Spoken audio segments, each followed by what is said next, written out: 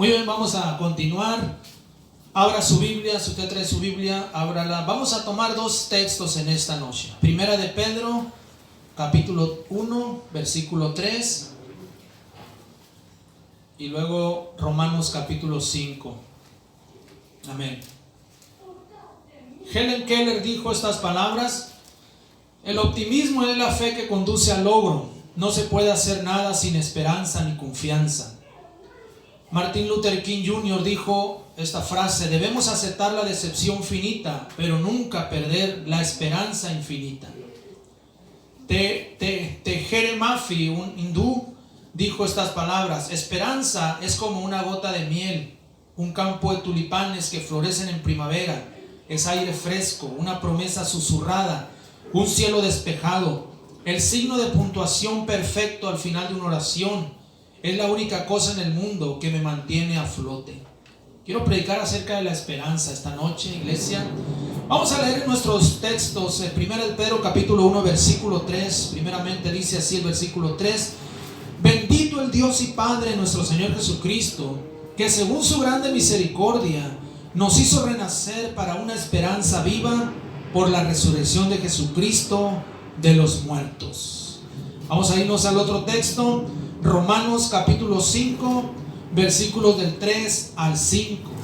Dice así: y no solo esto, sino que también nos gloriamos en las tribulaciones, sabiendo que la tribulación produce paciencia, y la paciencia prueba, y la prueba esperanza, y la esperanza no avergüenza, porque el amor de Dios ha sido derramado en nuestros corazones por el Espíritu Santo que nos fue dado. Vamos a orar en esta noche por este mensaje.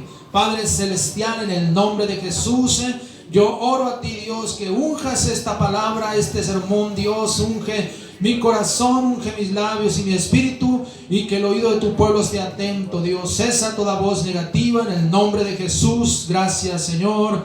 Amén. Renovando la esperanza es el título de este mensaje. Renovando la esperanza. Estamos amén, comenzando un año nuevo. ¿Cuántos dicen amén? ¿Verdad? Un 2021. Y yo creo que necesitamos renovar la esperanza, porque yo creo que durante todo este año que pasó, muchos perdieron la esperanza. Inclusive aún cristianos que todavía amén, estuvimos sirviendo a Dios, como que la esperanza como que bajó de nivel. Pudiera haber pasado eso en su vida esta noche, ¿verdad? Y pues yo quiero, con este mensaje yo quiero animarles, ¿verdad?, a renovar la esperanza. ¿Cuántos dicen amén? Una vez más, ¿verdad?, a tener esperanza, porque vamos a comenzar un año, estamos comenzando un año, 3 de enero de 2021, estamos comenzando este año, iglesia. Y yo creo que si tenemos esperanza, podemos mirar la mano de Dios, podemos entender que Dios va a hacer cosas grandes en medio de nosotros, que Dios va a hacer cosas grandes en la iglesia del Señor. Y por eso, renovando la esperanza. Amén. Yo quiero hablar en primer lugar cuando se pierde la esperanza. Gloria a Dios. Escúchame bien. En el mundo hay millones de personas que literalmente perdieron la esperanza, ¿verdad?, durante este último año 2020. Tan extremo fue que muchos de ellos decidieron suicidarse durante este tiempo de pandemia y de confinamiento. Mucha gente, se habla de que hubo suicidios en muchos países. Hubo gente que se quitó la vida. Hubo gente que no soportó, ¿verdad? No soportó el estar pensando que el coronavirus los iba a contagiar y que iban a morir de una manera muy fea. Y hubo gente que se suicidó. Hubo gente que el estrés los llevó al suicidio. Esto es algo terrible, hermanos, lo que vivimos en este año 2020 que acaba de terminar. Y hay gente que perdió la esperanza, ¿verdad? Entonces esto es algo tremendo, porque la esperanza se puede perder, y hay peligro cuando se pierde la esperanza esta noche. Y quiero contarles un sueño que yo tuve anoche, precisamente, como que las cosas se acomodaron. Tuve un sueño, ¿verdad?, donde yo miraba muchas personas y que yo iba caminando con alguien más. Pero yo miraba como muchas personas, entre hombres y mujeres, no vi niños, solamente vi hombres y mujeres grandes, ¿verdad? No había niños. Pero yo miraba cómo la gente se empezó a suicidar. Se lanzaban a los camiones, a los carros, a los autobuses. Miraba cómo la gente se lanzaba de los puentes. Se ponían al tú por tú con toros, así, con toros salvajes. En el sueño yo miraba que se ponían con toros ahí, con unos búfalos ahí, con unos cuernos grandes. Se ponían al tú por tú con borregos. Ya ven que los borregos tienen unos cuernones, los borregos cimarrones como los que hay aquí ¿verdad? En la península, en las montañas.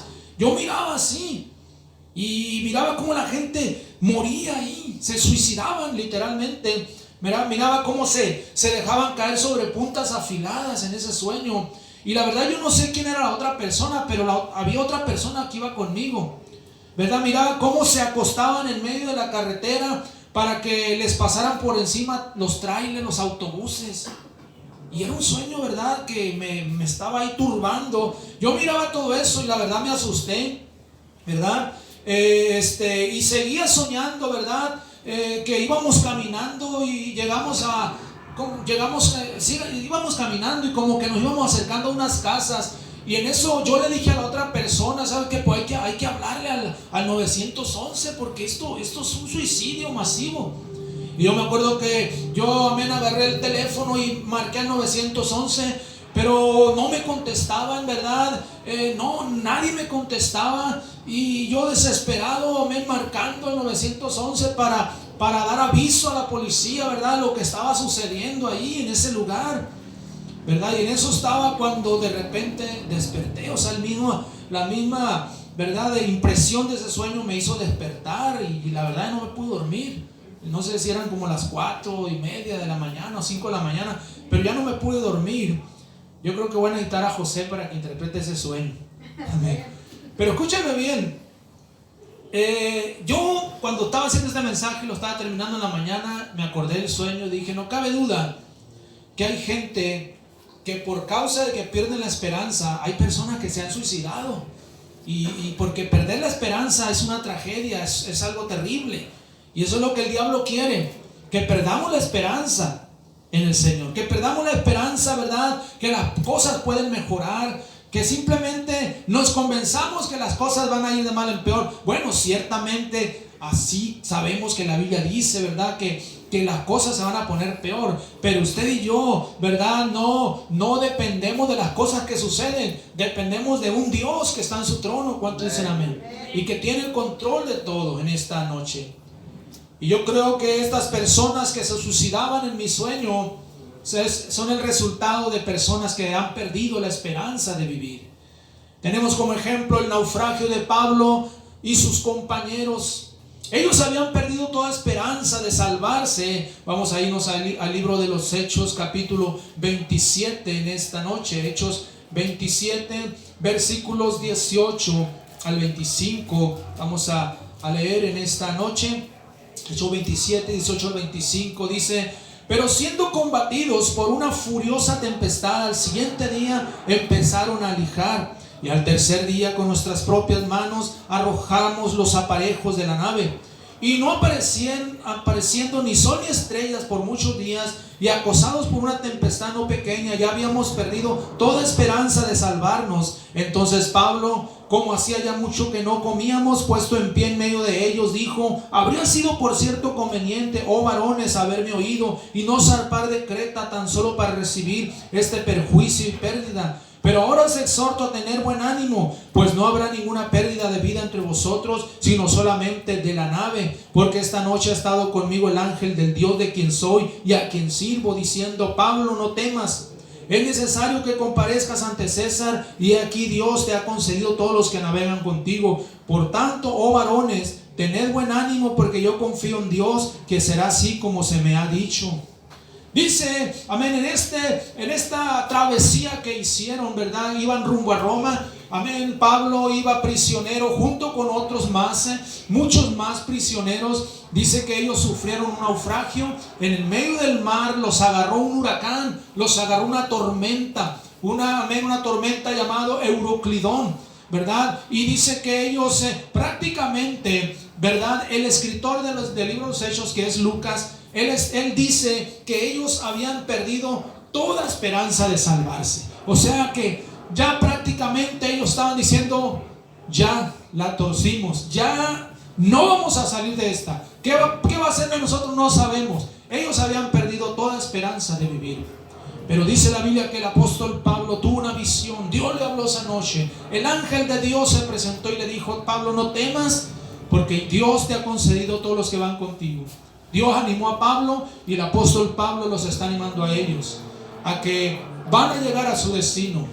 Pero muchas veces, cuando alguien pierde las esperanzas, pierde hasta las esperanzas de vivir, el deseo de vivir, y andan, ¿verdad?, pensando. Hay gente que le han cruzado tantos pensamientos de suicidio, de matarse, de quitarse la vida, de tomar pastillas, una sobredosis, aventarse de un puente, como ha sucedido alrededor del mundo.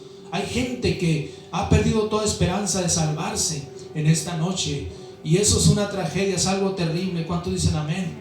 Pablo estaba confiado en la promesa de Dios. Iglesia, cuidado cuando se pierde la esperanza. Gloria al Señor.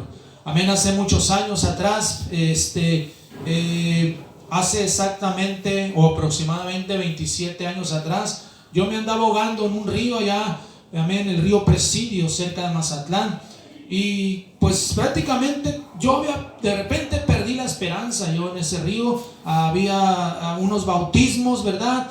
Y nos quedamos ahí, acampamos en ese río, la iglesia. Yo todavía estaba soltero, gloria al Señor. Estoy hablándole de hace 27 años.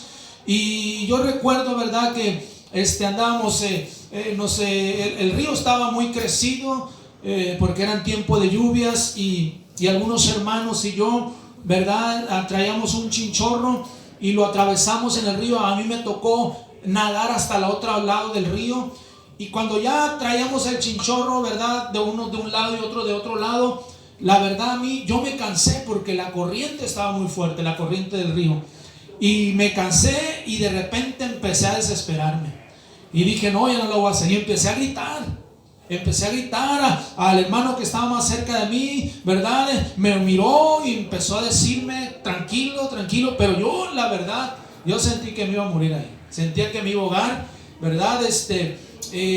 Pero de repente como que empecé a perder la esperanza.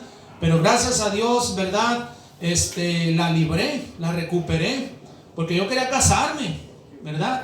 Todavía, amén, mi esposa y yo nada de nada, pero gloria a Dios que la libré, me casé y aquí estoy, gloria a Dios. Tuvimos hijos y amén, estamos, amén, muchos años ya en el ministerio. Pero hay momentos en la vida donde uno de repente pierde las esperanzas. ¿Cuánto dicen amén? Entonces, iglesia, tenemos nosotros que recuperar esa esperanza. Yo quiero hablar en segundo lugar de las tribulaciones a la esperanza, porque las tribulaciones nos deben de llevar a la esperanza. Y eso es lo que dice nuestro texto de Romanos capítulo 5. Vamos a leer Romanos 5, versículo 3 al 5 esta noche. Y dice así: y no solo esto, sino que también nos gloriamos en las tribulaciones, sabiendo que la tribulación produce paciencia, y la paciencia prueba, y la prueba esperanza.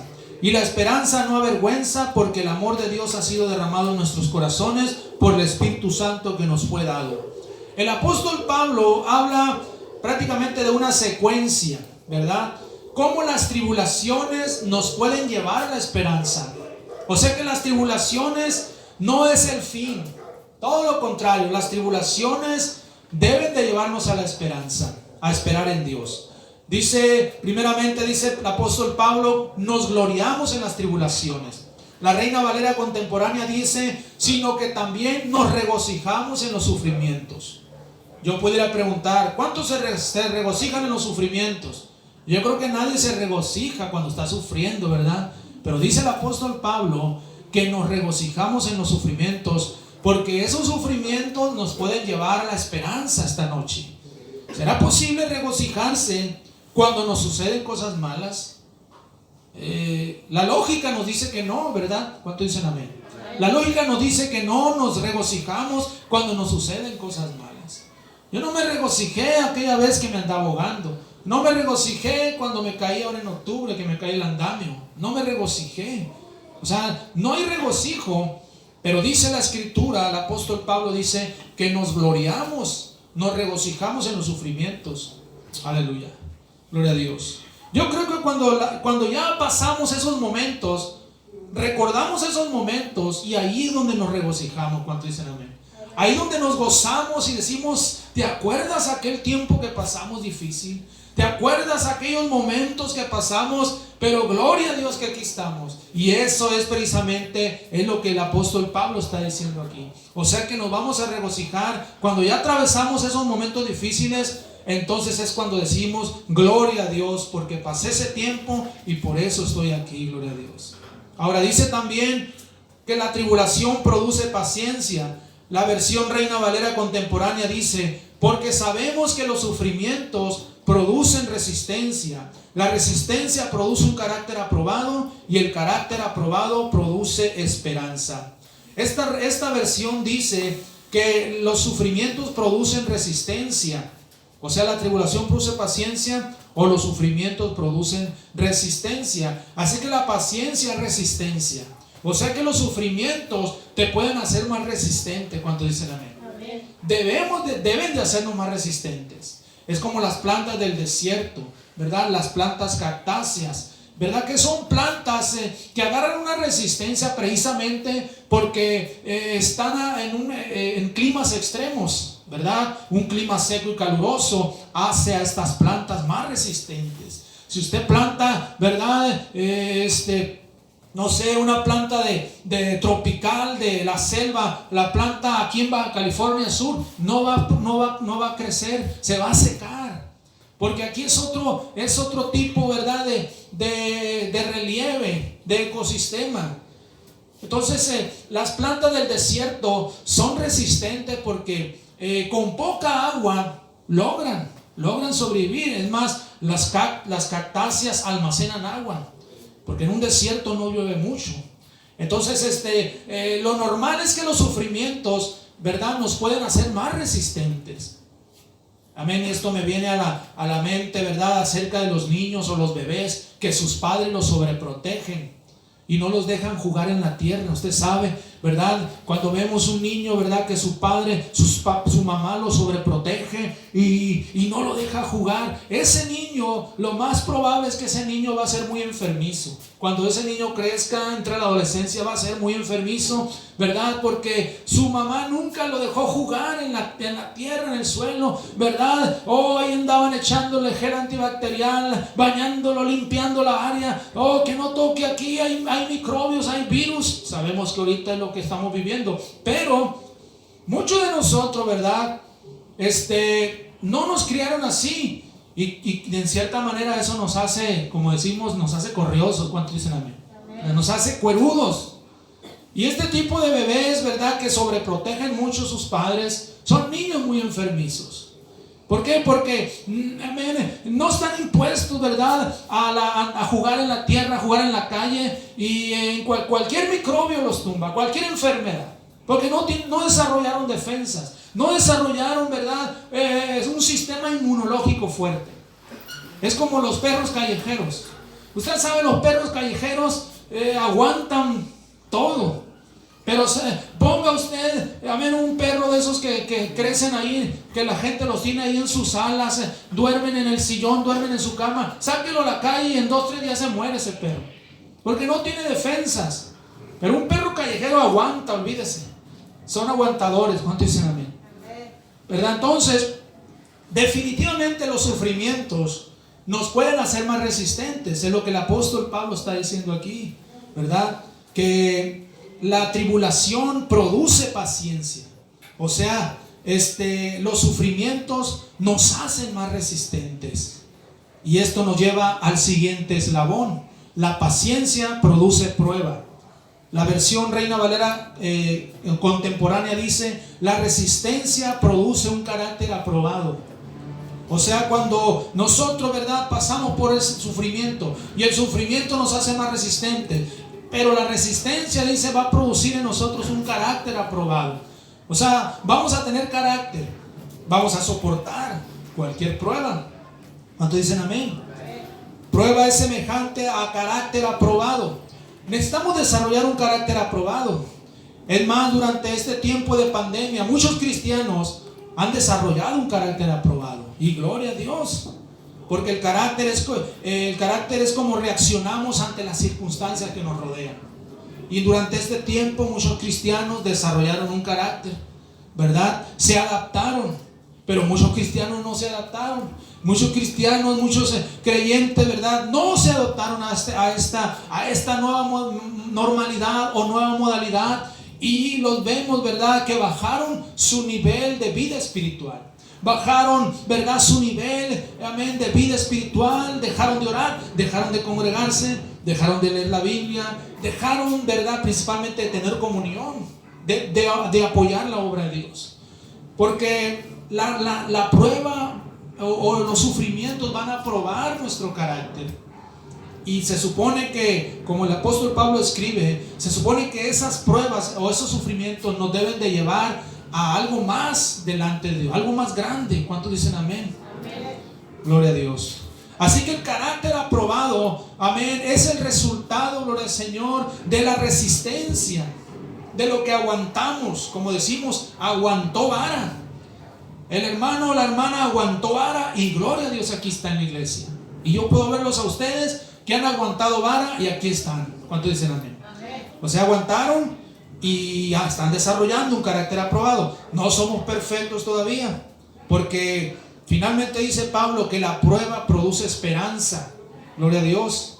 La prueba produce esperanza. O sea, el carácter aprobado nos va a llevar a tener más esperanza. Y dice ahí en nuestro texto, Romanos 5, versículos 4 y 5, y la paciencia prueba y la prueba esperanza. Y la esperanza no avergüenza, porque el amor de Dios ha sido derramado en nuestros corazones por el Espíritu Santo que nos fue dado. Este es un proceso, iglesia, una secuencia, porque de todo esto se producirá esperanza en nuestros corazones. Y aquí se trata de alimentar la esperanza en un mañana mejor. Debemos tener esperanza que las cosas serán mejores este año, que las cosas van a ser diferentes, que las cosas van a cambiar. Debemos tener esperanza, ¿verdad? Que Dios puede darnos avivamiento. Hace unas horas me hablaba el pastor Ventura Lizárraga de Loreto y me decía de esto. Hermano, yo creo que Dios nos va a dar avivamiento para la Baja California este año. Yo le dije, yo lo creo también, hermano, le dije. Yo lo creo. Hay que tener esperanza, hay que creer en cosas mejores en esta noche. Vamos a leer lo que dice Job capítulo 11, versículo 18. Vea conmigo. Job 11, 18.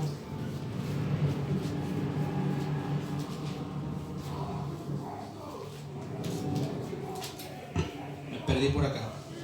Dice Job 11, 18. Tendrás confianza porque hay esperanza. Mirarás alrededor y dormirás seguro. Tendrás confianza, dice, porque tienes esperanza.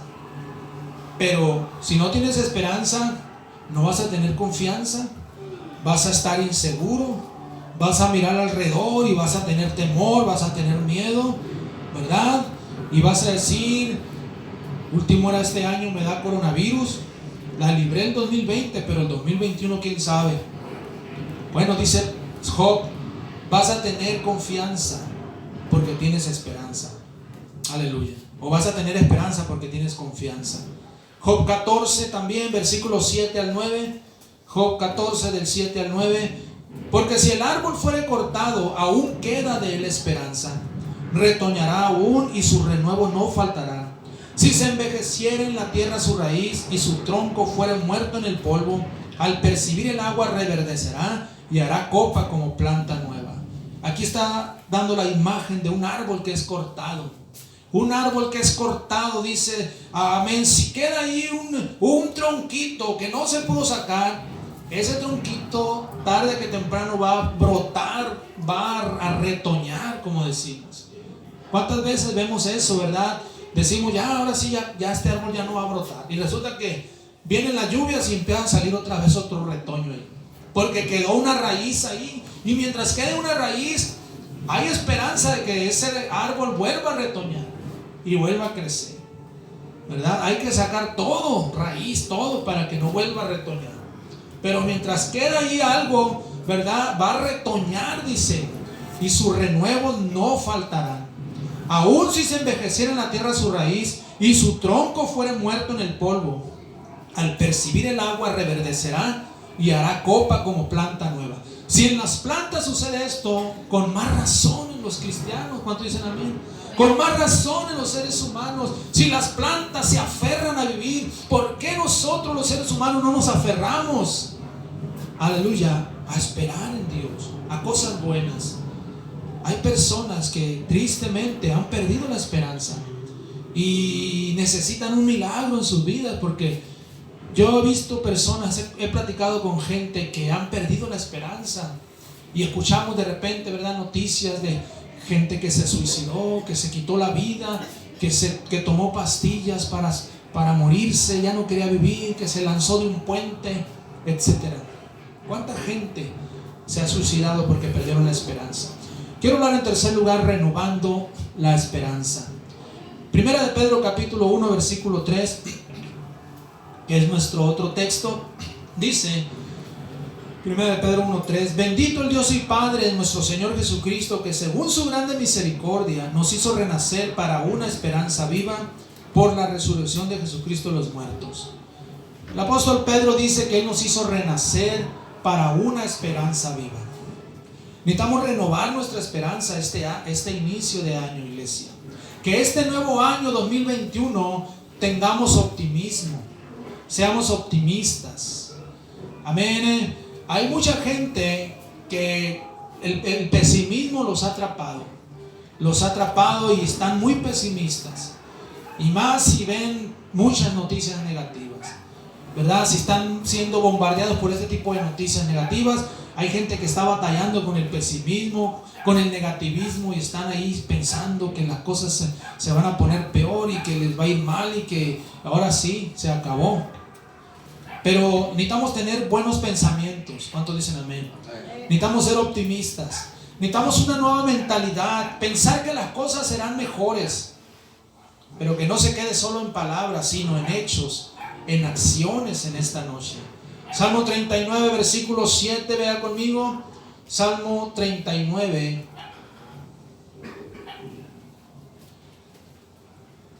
versículo 7 dice: y ahora, Señor, ¿qué esperaré? Mi esperanza está en ti. Y ahora, Señor, ¿qué esperaré? Pues mi esperanza está en ti. Usted y yo podemos decir: Señor, mi esperanza está en ti. Mi esperanza no está en que la vacuna no va a funcionar, o que va a haber otra pandemia, o que la crisis económica se va a agudizar. Mi esperanza no está ahí, sino mi esperanza está en ti. Usted debe decir: Señor, mi esperanza está en ti. Debemos de realizar eso en esta noche. Tenemos el ejemplo de Abraham, que creyó a Dios. Abraham creyó a Dios, y la Biblia dice que creyó en esperanza contra esperanza. O sea que esperanza contra esperanza, porque todo el pronóstico para él y su esposa Sara era en su contra. Era todo en su contra, nada a favor. Vamos a leer lo que dice Romanos capítulo 4, versículos 16 al 21, acerca de Abraham. Romanos 4, 16 al 21.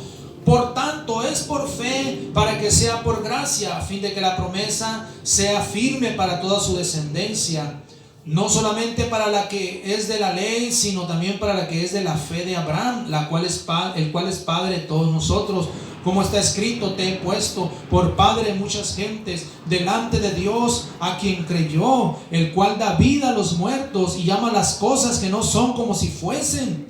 Él creyó en esperanza contra esperanza, para llegar a ser padre de muchas gentes, conforme a lo que se le había dicho: así será tu descendencia. Y no se debilitó en la fe al considerar su cuerpo, que estaba ya como muerto, siendo de casi 100 años, o la esterilidad de la matriz de Sara. Tampoco dudó por incredulidad de la promesa de Dios, sino que se fortaleció en fe, dando gloria a Dios, plenamente convencido de que era también poderoso para hacer todo lo que había prometido. Qué tremenda palabra, qué tremenda enseñanza nos deja Abraham. ¿Cuántos dicen amén? Porque dice que Abraham, iglesia, no fue fácil para él. Dios le dijo a Abraham: yo haré de ti una gran nación. Eso fue lo que dijo el Señor. Mira las estrellas. Lo llevó una noche estrellada al campo y le dijo, mira el cielo, mira las estrellas, cuéntalas si las puedes contar, porque así será tu descendencia. Después lo llevó a la orilla de la playa y le dijo, amén, mira la arena del mar. Si puedes contar los granos, así será tu descendencia. Esa fue la promesa que le hizo Dios a Abraham. Pero, ¿verdad? Abraham, amén, en ese momento era de casi 100 años. Fíjense nada más. En ese momento Abraham era muy anciano. Su esposa Sara era de 90 años y aparte de eso, nunca habían podido tener hijos porque su esposa Sara era estéril. Así que imagínense, piense en lo que Abraham tuvo que luchar para creerle a Dios. Porque por eso dice que él creyó en esperanza contra esperanza. O sea, esperanza a la segunda potencia, como decir. En esperanza contra esperanza para llegar a ser padre de muchas gentes. Su cuerpo prácticamente ya estaba como muerto. Y la matriz de Sara estaba también como muerta ya. Sin embargo, Abraham tuvo esperanza en que él iba a tener un hijo, en que su esposa iba a tener un hijo de él. Tuvo esperanza y un día su esposa Sara quedó embarazada y dio a luz a Isaac, su primogénito. ¿Cuántos dicen amén? Y eso es lo que hace la esperanza, iglesia. La esperanza, ¿verdad?, va a creer en lo imposible. La esperanza